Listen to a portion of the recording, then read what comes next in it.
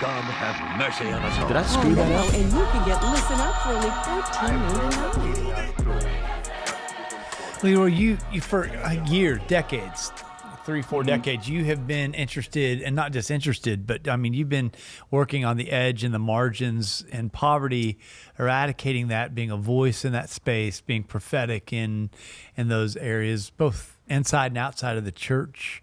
And I just want to, would you just kind of tell us a bit about yourself? And then I know that right now you're in Asheville, North Carolina, doing work there among a city that's just been devastated by the hurricane. And just wondered if you could just, tell us about a part of your journey and where you are today. Yeah, so I'm originally from Philadelphia, and I grew up in West Philly, and my claim to fame that people don't like me stating in public conversations is that I grew up in Philadelphia, but I'm a huge Dallas Cowboys fan. So that just rubs people the wrong way, even if they are not from Philadelphia. So. I'm sorry, we're having technical difficulties. You're breaking up. We may have to edit that out. Especially a podcast in Houston. And Emmanuel will appreciate that if you're listening, Emmanuel. And I have friends in Houston, right? So we were talking about Chris. He hates the Dallas Cowboys. Yeah. Right? Amen. I like Chris already. So grew up in Philly and moved to Atlanta in '97, then did some like help plant a church and those kind of things in Philly, but in Atlanta is where we really dove deeply in the community development and living and moving into neighborhoods and connecting with neighbors and doing local work. That really solidified in Atlanta, and I worked in a couple of different neighborhoods there with focused community strategies, and started a school and did some local business stuff, coffee shop, and all kinds of fun things to get involved with. And then we moved to Portland and lived in Portland for 11 years, and then just recently back to Atlanta. But probably the thing that we did most was connecting in community and development work, and also getting involved in some church planting stuff. Those are probably the bigger pieces of what I've been involved in. And then out of that came a lot of the social enterprise stuff, a lot of the connecting with missions and mission service.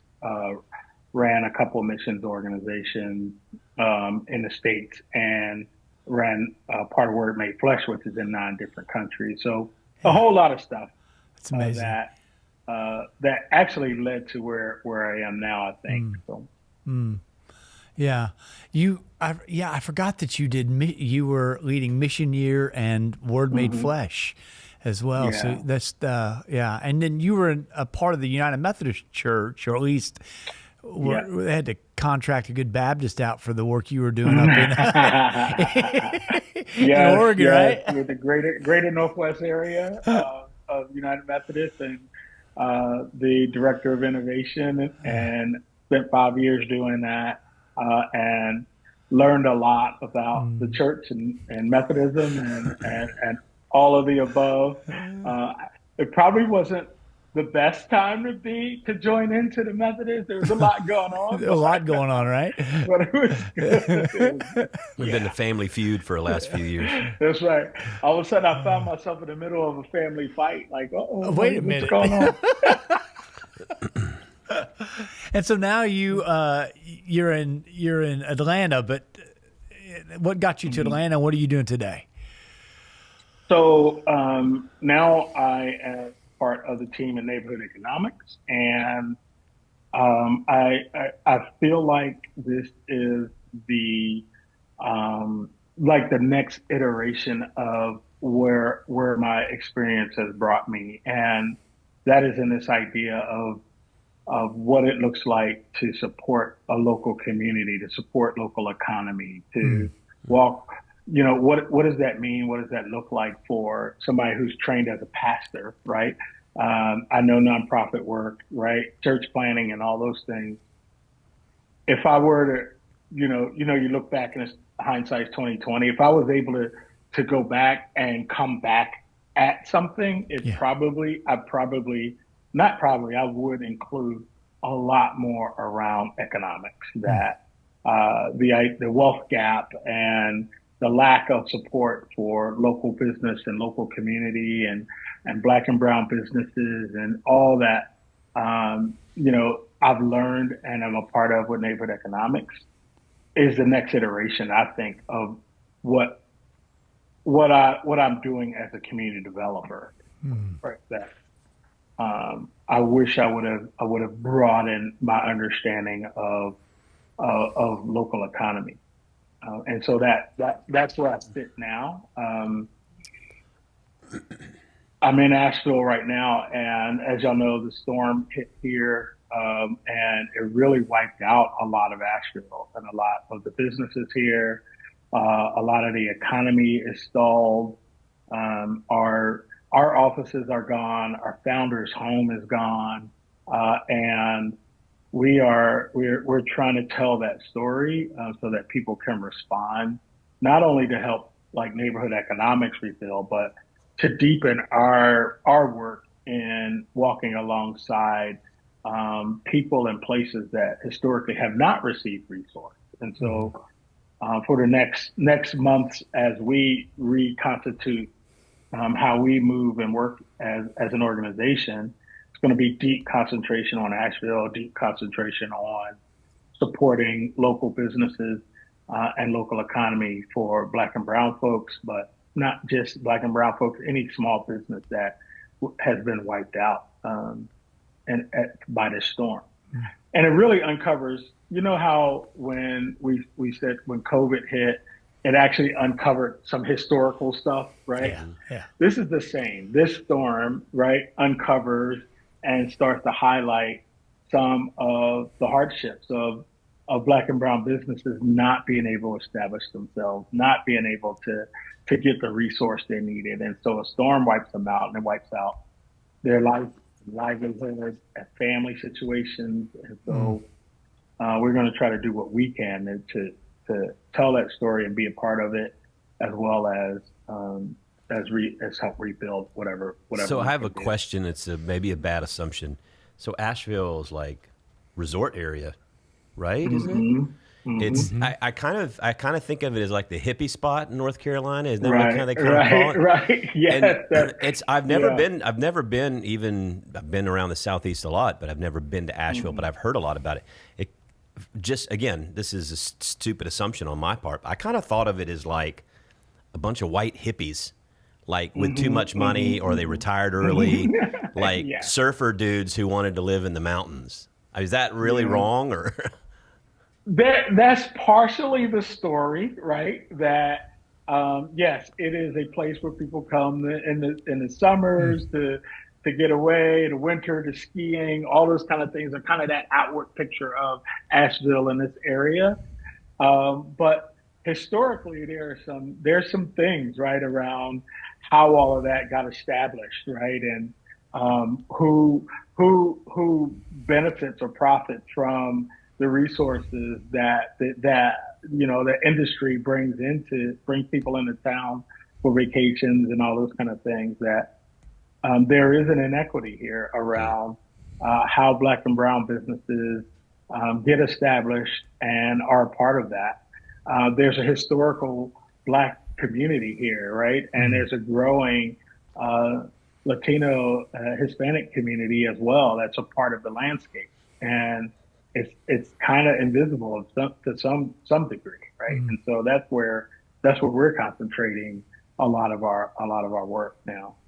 It makes sense in the Southeast. Like I know I moved here from the coast of Georgia, Sea Island, St. Simon's Island, and there are Black neighborhoods and Black communities that date back to the mid 1800s of families that have owned land, but you don't see a lot of Black or Black-owned businesses because it's a wealthy area that is kind of over time has become a resort area. So it makes sense to me that in the Southeast all over, you'd have these places that have become one thing, but historically there's a lot more, from the historic background of the Southeast that bleeds into their stories that, I don't know, they get forgotten or covered up or pushed away, or I don't know what language would be used for that, but. Well, yeah. And, remember, think about like in a place where travel is a big part of the economy. Think about all the people who work in hotels and who help build things around here, and all of these jobs of folks. Those wages need to be fair, right?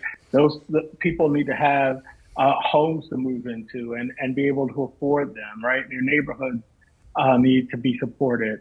Those people have children and families, and so there's a larger story to an economy that is heavily supported by the travel industry, right?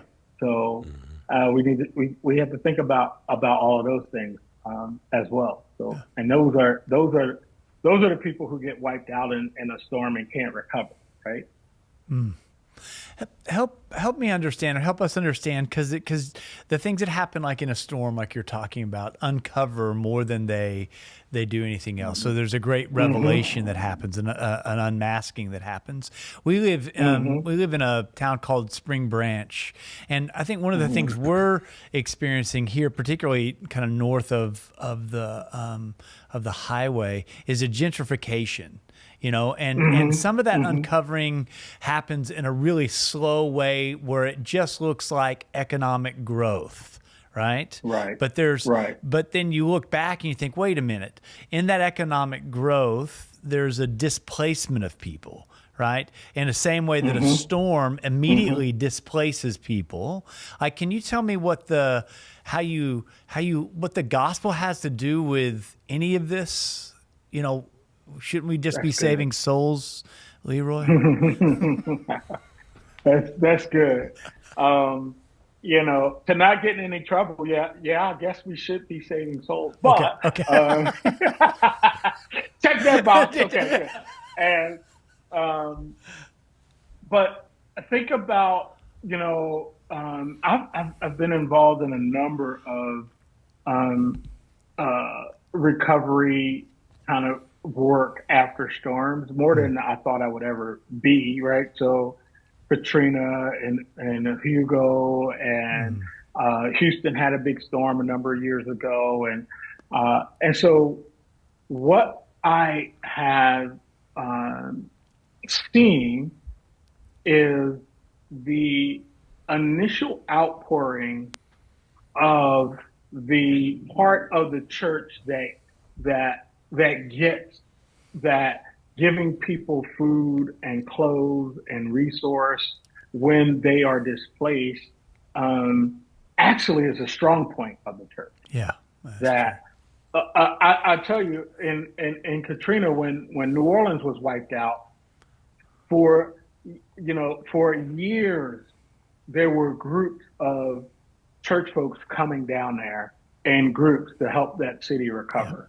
Yeah.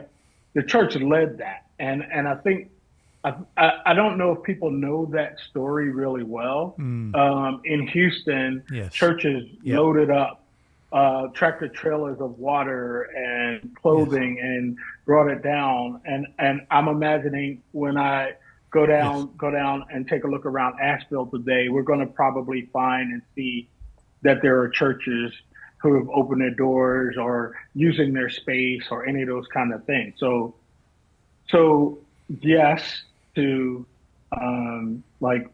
the saving soul part, but the deep part where we see church doing extremely well is in this initial move and wave to help fellow human beings have their needs met, whether that's water, whether that's clothes, whether that's food, right? All of those things I've seen the church do really well for all of the problems that I could name, right? And I rather in this time go, hey, here's the part we do well. Let's get at it, Yeah. right? Let's continue this. Let's send some funds. Let's walk alongside. Let's meet people where they are, without the whole, we need your soul in this moment. But right now, you might need some fresh water, and you might need some clothing, and you might need some food. Yeah. Yeah. We've seen that in Houston, the storms that have come through, that the church does step up. I mean, there is a deep sense of neighborliness in those kind of sense of crisis when it all gets reduced to, wait a minute, somebody's in need, and I think the church responds best in so many ways in an immediate crisis, Well, and John Wesley, who, founded the Methodist movement in the Church of England, he started schools. He wrote and helped support medical clinics, and wrote a book on treatments of ailments, because his thought process was, if a child can't read, or if a child's not educated or is not healthy, if their welfare is not taken care of, then the gospel, saving the soul and the body is dead. Right. You have to have the holistic sense of the gospel, which is why Methodists tend to be very socially oriented. Sometimes we're kind of the reverse of our Baptist brothers and sisters. We go in and we don't ask for any, and I'm not saying Baptists do this, but I remember Millard Fuller, I've shared this before, told me, he said, man, you Methodists, you go out there, you don't need it. You're not requiring anything from them. You just go work. And I was like, yeah, I mean, that's really true, isn't it? It is. I mean, you don't have to sign a statement of belief, or you don't have to convert necessarily, but hopefully the action communicates the love of God in the world. Yeah. And when you're feeding someone or sheltering someone, or educating someone. That's why there's so many Methodist hospitals and schools, and there are a lot of Baptist hospitals and schools too, as a matter of fact, because I think that's right. You talk good about the Baptists too. Now. Yeah. Well, my brother is a Southern Baptist preacher, so I give him equal amounts of praise and grief. Well, then I think the second piece of that, right, becomes, if we can get the church on the first wave, then how do we get the church to think about all of the things that get people there, right? Yes. Like, people need fair wages. People need, to have the systems that create a wealth gap, looked at. People need, how do entrepreneurs start good businesses and able to feed their families, how local economies are shaped, right? So yes to the we do a good job coming in a disaster and emergency relief, but let's grow that out a little bit, and let's do a better job looking at these systems that create some of this stuff that people can't recover from, right? So how do we improve the wealth gap? How do we improve housing? How do we help local business get established? All of these kinds of things. So we'll take advantage of your consulting for free here today on the podcast. But, Matt talked about Spring Branch. We have a campus in this area. And one of the things we've been prayerfully discerning is, what does ministry look like, rather than just planning a church for a certain demographic, like sort of the church growth mentality. Let's get everybody the same educational level, the same socioeconomic level. Let's get them all together. But how do you think about becoming a kind of a missional outpost, a church that is doing the work, integrating into the community? What would you recommend let's just say you had this palette, right? This is your painting, right? And you've got this. You're in the middle of a large city. You've got a lot of diversity. You've got a lot of socioeconomic diversity. You've got a lot of poverty. Got a lot of diversity. A lot of brown individuals, and you're given this thing, and you go, okay, what would be your roadmap in a community like that? If you were thinking about being the church in a new way, you were given free reign to do it however. I mean, you're already doing this, but I'm just curious, what would be the things that you would want to focus on to do some of the things you're talking about? That's more, yes, sharing the gospel, yes, bringing people to Christ, but really changing the element of society, making the kingdom of God a reality. So that's a great question. one, I think, and we talked about this a lot within neighborhood economics, and then we have a faith and finance arm to it. That there really isn't a good theology of money, right? That has been talked about and taught within, Christian, evangelical, whatever circles, right? That what does it look like to have economics and money tied into our theology, right? And so that we don't see money as just an individual thing, right? That this is my money. I do what I want with it, how I want, when I want, and nobody can question that, right? That the shift in that theologically has to be kind of this first piece, right? That there's a responsibility to give. There's a responsibility to think about how, if I own a business, how do I pay my employees well so that they can care for their families, right? How do I give? This is the harder one, without expectation, right? How do I how do I give and go, okay, hey, if you know what's best for your local community, then here is the funding, and you let us know how we can best help move that forward, right? So that's first. And then the second is the idea of justice has to grow deeper, right? That that there is no separation between personal, salvation, if you will, and my call to be a person of justice in the world, right? Those aren't separate. We've separated those things, and I think that's all one. A person of faith takes both of these things into consideration, right? What is my spiritual life, and it encompasses my relationship with Creator and my relationship with other human beings around, right? That those aren't separate.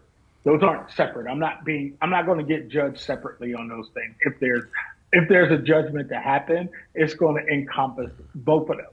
Yeah. Right. And so if we're thinking about that, then I think about how I engage community different. Right. So you mentioned the brown people that live around me, as a person of faith, where is injustice happening, and how do I, as a person of faith, step into that to make it right? Right. The idea of justice, making things as they ought to be. Right. How do I live a life of making things as they ought to be? And so that doesn't give that, there are specifics of, like, you can do this with your money, right, in a neighborhood, or you can help build houses, or you can help get businesses started, or all those kind of things. But I don't, in the faith department, like, you've got to see your money and see who you are as a person of faith, first, that you can do that work well, right? That's like, I think it takes all of that to make it happen, right? The reason we come up against Christians and church and faith people around all of this is because there isn't a deeper theological understanding of it.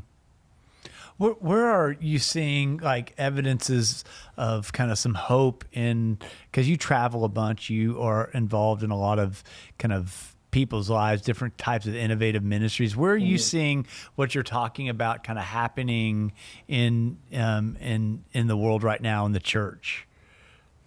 Yeah, so I think there's really good conversations going on as churches are shrinking, as young people are not coming as much to church, and so the idea of how we use our buildings differently, right, becomes a big conversation right now, right? So we have all this property and we have all these buildings. What do we do with it? So there are some churches that are building affordable housing on the property that they own, right?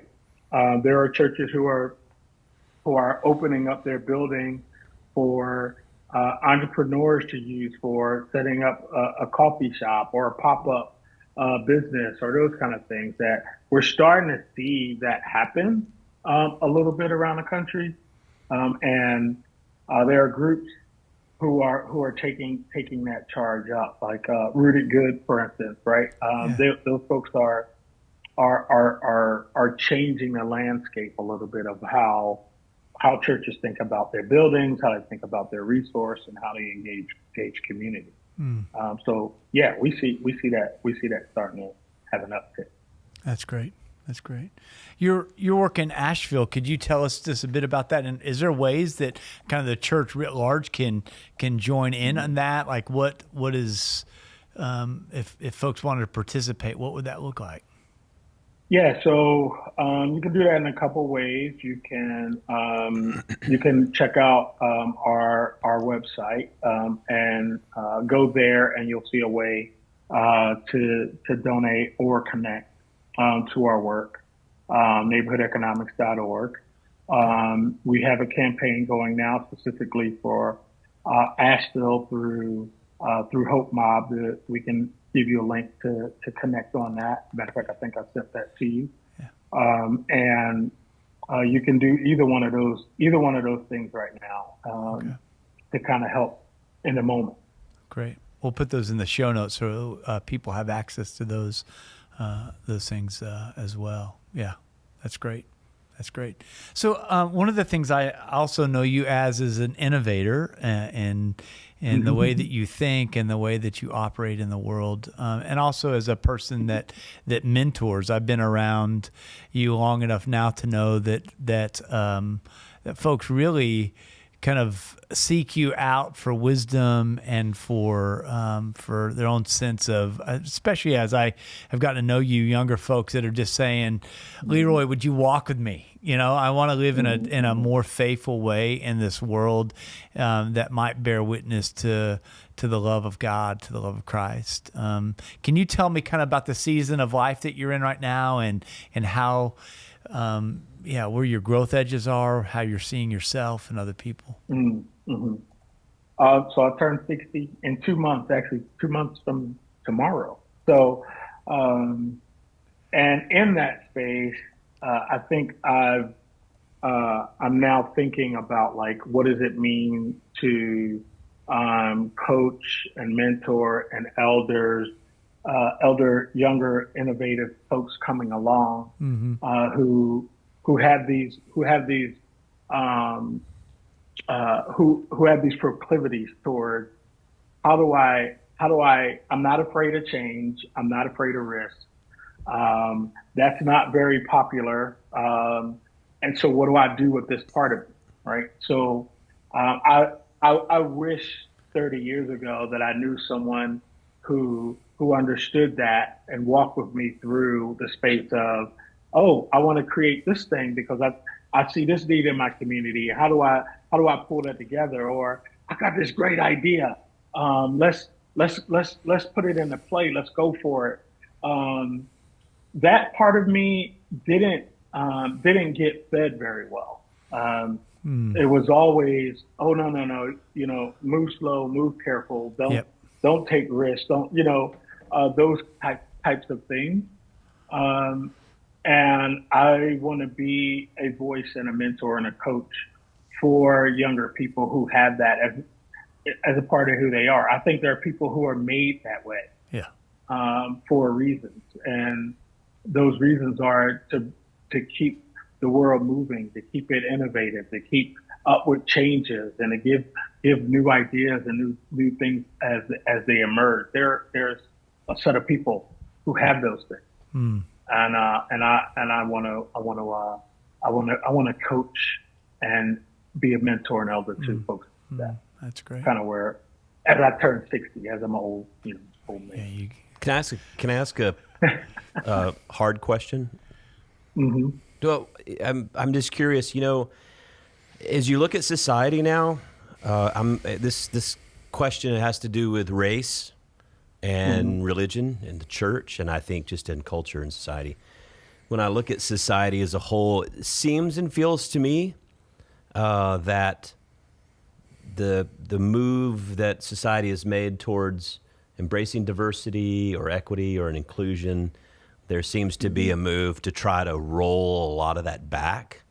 I can make comments ignorantly about why I think that is or not, but what's just your finger on the pulse? You work a lot around race and justice, and you do a lot of mentoring African Americans. One of the things I saw in your Voices project is African American leaders who have to lead in a lot of white evangelical spaces. How do you read kind of the culture right now, just kind of the tone of where we are, what's going on as a Black voice and a leader who's mentoring people? Kind of, what do you just see? What do you feel? What are your thoughts on that in our country, but also in our churches? Well, I feel like the overall kind of belief that there's not enough, right, is a driver, right? So if you believe that there's not enough, and you have a scarcity mentality, then you probably lean towards, well, the more of these different people that begin to get resource or come into leadership or any of those kind of things is going to take away from me, right? If Black and brown and Asian folks start to get a quote unquote a piece of things, then I'm going to have less. Yeah, I'm gonna lose out, right?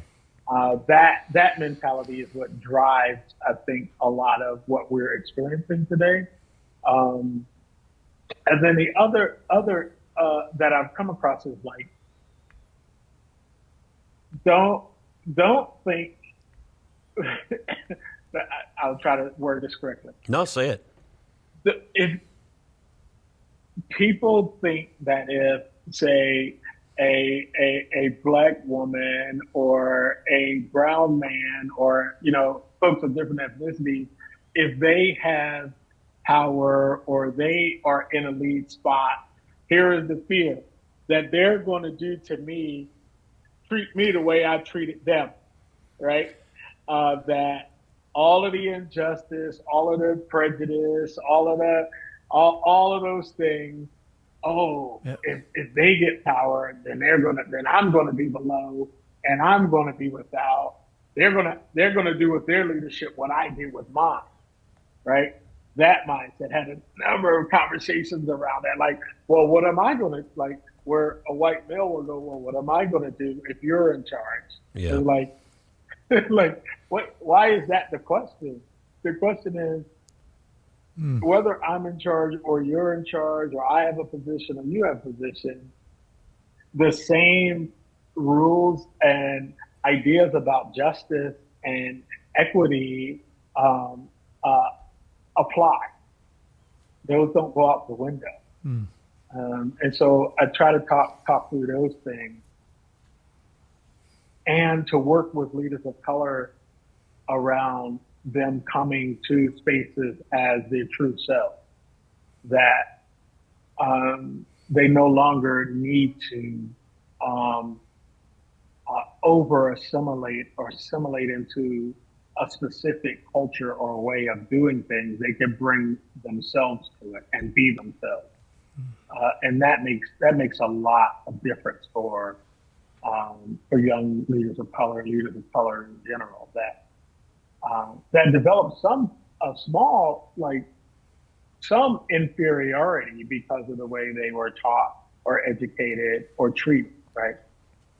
And so we work with leaders of color to kind of go, no, like you are equal. You have just as much to say. You belong here. Be who you are. Let what got you here be the thing that takes you forward in that respect. So those are kind of three parts to the work. I don't think people understand that if you look at the demographics, under 18 and under, Yeah. already currently, I know. non-Hispanic whites are the minority, or they're a minority, not majority. Right. And all in the United States, all non-Hispanic white Americans, Anglo Americans, right, will be the minority in the United States of America in 2044. So that's in 20 years, white people are going to be the minority. And it makes me wonder, like, I mean, I know there's probably, like you said, there's fear, power, control, all sorts of things. But it seems like to me that we have to figure out how to live together with a sense of unity in the midst of diversity, and learn how to value what everybody brings to the table, because this is not, this just is what it is. So we're either going to, like you said, have a mentality of scarcity, which is going to be a mentality of warfare, fighting over whatever scarce resources we believe there are out there. Or we're going to have to figure out a way to become beloved community, that the Bible talks about, where every nation, every race, come together and live together. And I don't know what the answer is. If I knew what the answer was, I'd, write a book and sell a lot, and make a lot of money. And but I just think it's a real thing. And it strikes me, and I also think that sometimes the pendulum swings a little too far, too fast, or whatever, people say this. And so they get scared, and then they claw back. But there's got to be something that's healthy in the broad center of this, that's not swinging, so hard that it destabilizes, and at the same time is not holding on, that it's like clawing back. Does that make sense? And maybe I'm just saying it ignorantly, because I am, from my position, I'm white, male, 54-year-old. So even my language is going to be limited, and kind of thinking about what does that preferred future look like. But I don't know. I mean, like, it seems like that part of the way that we have articulated the gospel has been about a security system. It secures my life. And what we haven't done is talk about what Paul talks about, this other element of kenosis. It's the giving up of my life and my power. Like, the way that Jesus talks about it is this sense of which I have to surrender in order to live. And I think that's part of if we talk about kind of white dominant culture, that's really difficult to enter into this sense in which kenosis, this giving, this self-emptying, so that beloved community could happen, And I think that, I don't know, there's something about that, I think, within our own theological constructs that we don't want to go to. Well, yeah, and I think you're right. I mean, I think we're seeing the problems of faulty theology, and theology connected so deeply with the American system and economy, right? And that has the other end of that now, is people don't think there's enough. People are scared of one another, and some people think they're inferior, right? That's the repercussions of all of this. And now the systems actually do the work, right? It's not necessarily a person, right? But the systems are doing the work of making people fearful of one another.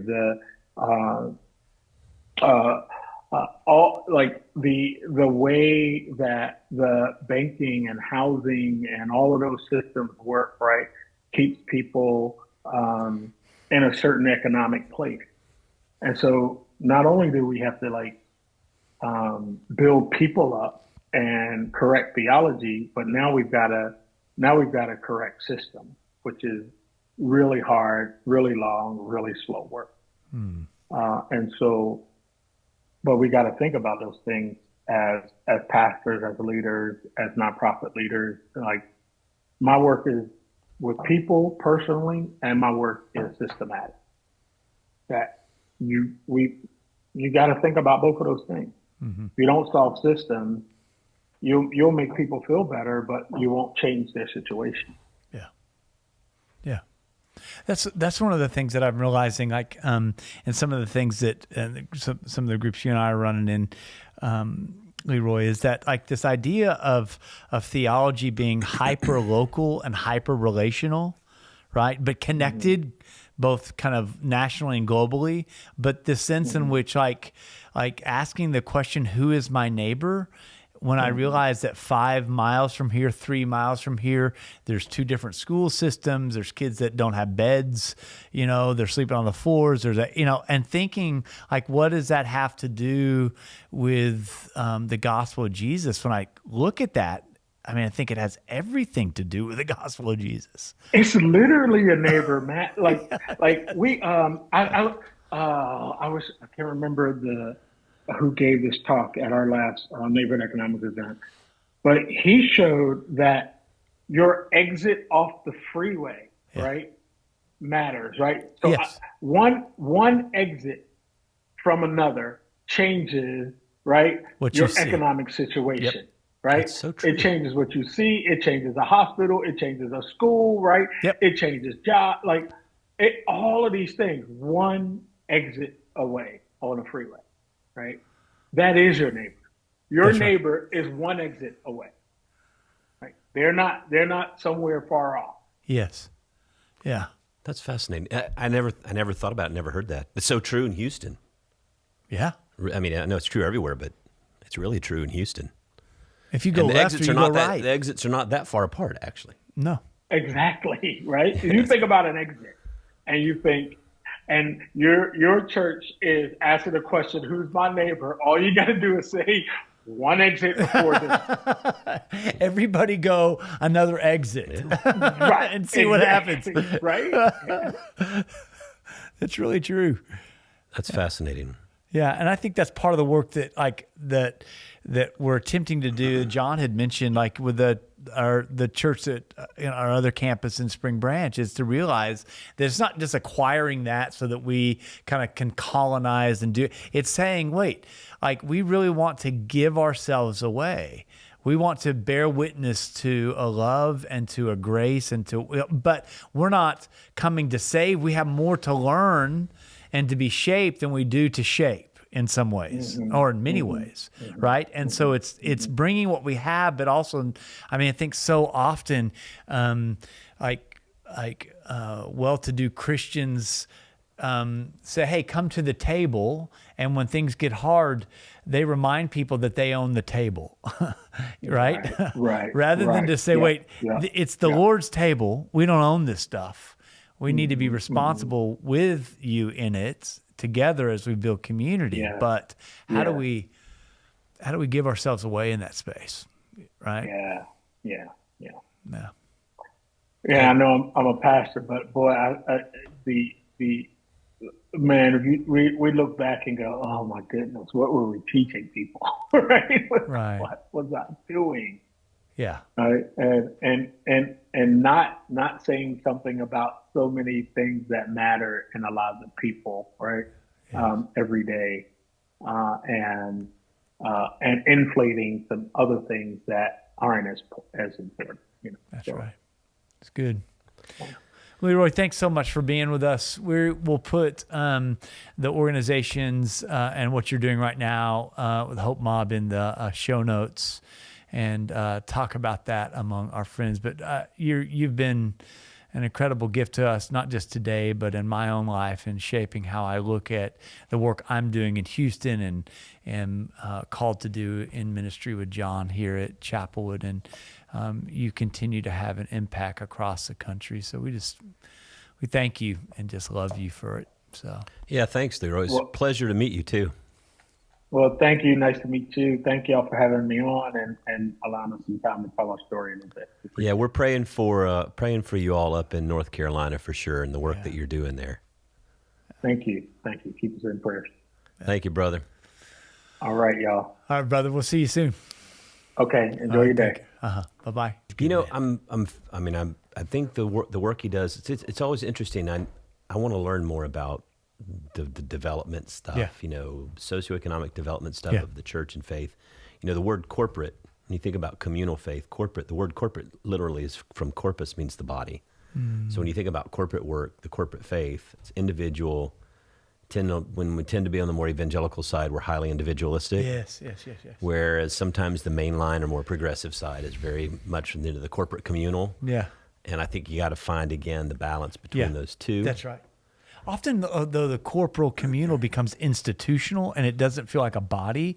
It feels like this institution. I think that's interesting. I didn't think about that as corporate meaning body, which like animates the work we do, right? Mm-hmm. And I think it's beautiful. Well, and I am really interested to, I guess, scratch the scab off of this whole racial stuff going on in our country, which is infused in politics and everything else. And, we want to just point and say people are racist or this. But there's something going on. I don't know exactly what it is, but I know it's led to a lot more anxiety and fear and distrust of people's. Yeah. Which is not what we're supposed to be about. Yeah. And I just don't know what I don't know what the diagnosis is. Yeah. It's hard to have a conversation with people and say, well, things were moving too fast, so we had to bring it back some. It's like, well, if you're on the marginalized or the oppressed person, it's never moving fast enough. That's right. And at the same time, I mean, I also think people who just want things never to change is, that things have been changing. What do we want to go back to? Well, something you continue to help me think about, articulate is like there's the either or, like there's these polar opposites, whether you're pulling one thing one side or one thing the other. And then like what Jesus does is this third way, right? You had mentioned beloved community. Okay. So, right. You're going to, you can talk about folks being too woke or whatever, or you can talk about, chapel woke. Or racial equity, right? And I'm not lying though. You just we'll just have this conversation. We'll just open the door, and say, "Hey, let's talk about this." Oh, y'all are woke. Yeah, right. Like, see that's exactly what I'm talking about. It is someone who does not want to engage in any real kind of substantive conversation about things that are really going on in the world. It's like they want to stick their head in the sand, and then they want to demonize the other person, right? For causing them to have a conversation in community with other people who are your neighbors, right? Right. And that's the question. Who is my neighbor? Like the third way of Jesus saying, like, between those two poles, Jesus is wanting to create something new where there's neither slave nor Greek, male nor female, all those dichotomies get somehow in a different, our social relationships get ordered differently in the kingdom. What is it? Is it Micah or is it Malachi? The do justice. Oh yeah, Micah. Love mercy and walk humbly. It's like that's the only thing the Lord requires. Right. I mean that's it. It's like how do we get to a place where we can do that and have I guess the last few years it's why I'm not afraid to ask questions and go down roads anymore. I'm done with that. You aren't afraid anymore. I love spent watching so many years just being afraid to even lift up a question or a conversation or talk about things that, these touch points. But the thing is, I don't want to get into it and do it from an activist, partisan political stance. I want to do it from a gospel stance. Yes. And if we can do that, why would we be afraid to have those conversations? Yeah, that's right. That's the conversation we need to have. And if somebody gets mad at us and calls me chapel woke, I'll say, I love you, brother. I love the fact. And I'll say, bless your heart. Okay, bless your heart. I love the fact that you get demonized from both sides. Oh, yeah, I get Somebody told me one time that's like, well, John, that's evidence that you're doing something right. I'm like, or that I'm doing it all wrong. All wrong. I mean, everyone hates me. When I got the left and the right coming after me, it's crazy. But that's fine. Whatever. Yeah. I'm Jesus at it too. I'm just like Jesus. Well, that's going to be on Instagram Reels, baby. Well, my initials are JES. So I'm only 2 letters short of being... Two. Can I buy a vowel? All right. Hey, make sure if you enjoy the conversation and the conversations that we're having and the podcast, make sure you subscribe and like and share with those around you who may find it interesting as well. You can leave a comment as long as it's nice on YouTube or podcasts. Give us 5 stars, whatever you do that makes it pop up and look good. We're on like 176 or 77. I don't know when this one comes out. Episodes. I'm not going to ask you anymore how many. Yeah, because he was on 4 last time. I asked or Jeff. 15. He's like, yeah, I think we did 15. 50. 50. I'm like stuck in Groundhog Day loop. He did. Jeff, like the synapses weren't firing or something. Anyway, well, this has been fun. And man, thanks for introducing us to Leroy. That's been good. That's good, man. You got anything else, guys? All right. Well, I'm John Stevens. I'm Matt Russell. And this is Pod Have Mercy.